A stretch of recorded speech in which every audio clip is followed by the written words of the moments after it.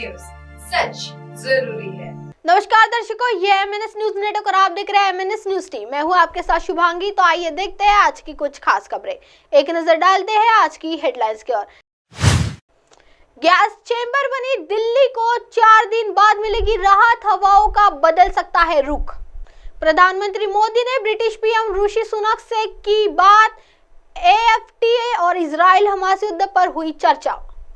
छत्तीसगढ़ को भाजपा ने बनाया और छत्तीसगढ़ को भाजपा ही संवारेगी। दुर्ग में जनसभा में जमकर बरसे पीएम मोदी।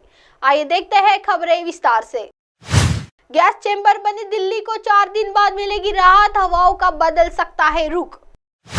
दिल्ली में वायु प्रदूषण अपने चरम पर है, लिहाजा जहरीली हवाओं के कारण दिल्ली समेत पूरा NCR गैस चेंबर बन गया है। सरकार की ओर से इससे राहत पाने के लिए कई इंतजाम किए जा रहे हैं। ऐसे में एक दिल्ली NCR वालों के लिए राहत भरी खबर सामने आई है। IMD के अनुसार दिल्ली को अगले 4 दिन में राहत मिल सकती है। मौसम विभाग की ओर से कहा गया है कि आने वाले दिनों में पश्चिमी विक्षोभ के कारण तेज हवाएं चलेगी।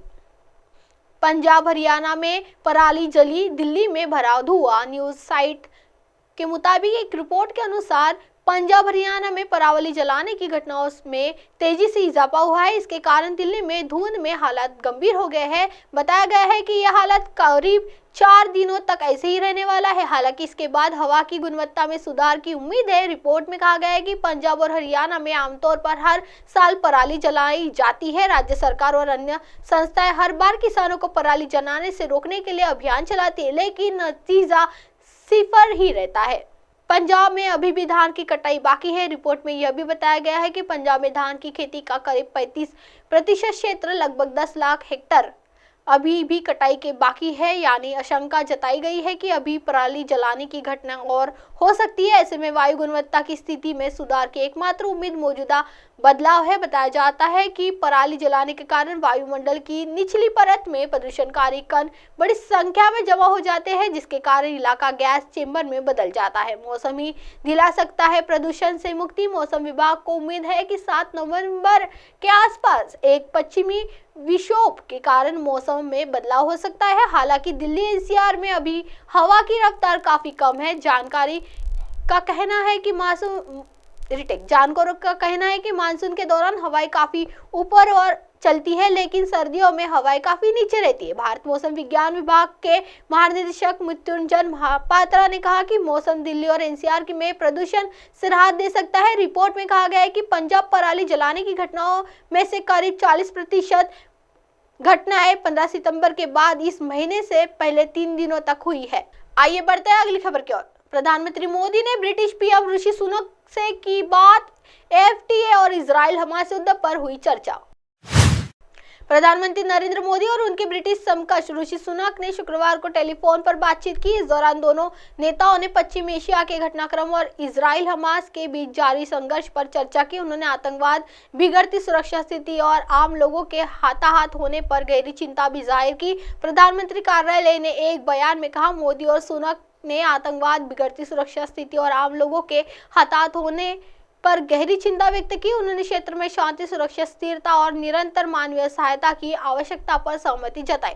बयान के अनुसार प्रधानमंत्री के तौर पर सुनक ने कार्यकाल का 1 साल पूरा होने के मौके पर मोदी ने उन्हें बधाई दी और दोनों नेताओं ने पारस्परिक रूप में लाभप्रद मुक्त व्यापार समझौते को एक शीघ्र आकार देने के लिए हुई प्रगति का स्वागत किया। मोदी ने सोशल मीडिया मंच X पर लिखा, आज शाम ब्रिटेन के प्रधानमंत्री ऋषि सुनक से बात की, द्विपक्षीय संबंधों को मजबूत बनाने के तरीकों पर चर्चा की और पश्चिमी एशिया की स्थिति पर विचार विमर्श किया। हमने इस बात पर सहमति जताई कि आतंकवाद और हिंसा के लिए कोई जगह नहीं है। उन्होंने कहा कि नागरिकों की मौत गंभीर चिंता का विषय है। क्षेत्रीय शांति, सुरक्षा, स्थिरता और निरंतर मानवीय सहायता प्रदान करने की दिशा में काम करने की जरूरत है। बयान में कहा गया है कि दोनों नेताओं ने व्यापार, निवेश, उभरती प्रौद्योगिकी, रक्षा, सुरक्षा, स्वास्थ्य और अन्य क्षेत्रों की सहित द्विपक्षीय व्यापक रणनीतिक साझेदारी को मजबूत करने की अपनी प्रतिबद्धता दोहराई। बयान के मुताबिक मोदी और सुनक ने संपर्क बने रहने पर सहमति जताई और एक दूसरे को दिवाली की शुभकामनाएं दी।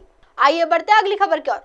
छत्तीसगढ़ को भाजपा ने बनाया और छत्तीसगढ़ को भाजपा ही संवारेगी। दुर्ग में जनसभा में जमकर बरसे पीएम मोदी।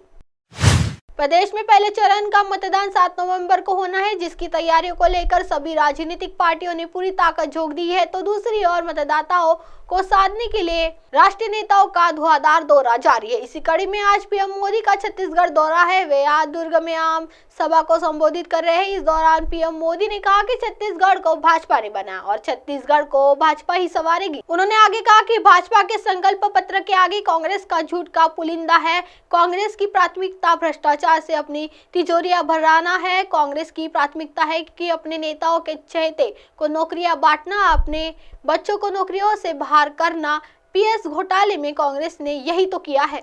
अब आप हमारे चैनल को आपके मोबाइल पर भी देख सकते हैं। मोबाइल ऐप पर देखने के लिए play store MNS News TS download करें। इंस्टालेट, ट्विटर, हाइकू, फेसबुक और कई सोशल मीडिया प्लेटफॉर्म पर हमारा चैनल उपलब्ध है। आप इसे यूट्यूब पर भी देख सकते हैं। आप हमारे चैनल को लाइव भी देख सकते हैं www.mnsnews3.com पर। फिलहाल वक्त हो चला है दर्शकों ब्रेक का। ब्रेक से लौटने के बाद देखिएगा देश और दुनिया की तमाम बड़ी खबरें। बनी रही MNS News 3 पर। नमस्कार।